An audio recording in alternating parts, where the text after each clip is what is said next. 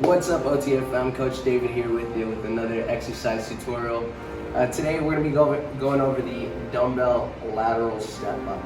Okay, so really simple movement, nothing crazy to it. This is the dumbbell lateral step up, and then we'll go through a few things that can help us perfect our form as we work this exercise. So the first thing, we're stepping on that bench, keeping the hips back. We're coming up right here, hip extended, bringing it back down. Nice and controlled effort, and then going up for our next rep. So a few things as you go for that step up. Seems really simple, but there's a few cues that you can do to really focus in and get the most out of this exercise.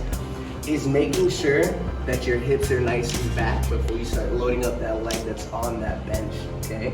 So whenever you start loading up that leg that's on that bench, make sure your weight is closer and in between the heel and the ball of the foot. Whenever you shift your weight more towards your toes, you start making it quad dominant, and you start neglecting the glutes right there, okay? So heel and balls of the toes, we're coming up nice and controlled, hip extended, and then controlling it back down for that next rep. Another thing to look forward to is making sure that the back is nice and straight. A lot of times as we go for this one, we do say it a lot, but we do want the chest up, but a lot of times we end up hyperextending the back, putting the back into an excessive bend. And whenever that happens, we're putting the spine in a bad posture and putting ourselves closer to injury right there. So what you want to do is keep that core tight.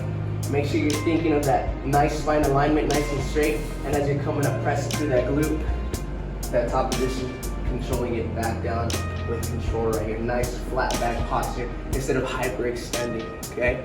A couple of things right there with that dumbbell lateral step up. This is Coach David coming at you with another exercise tutorial.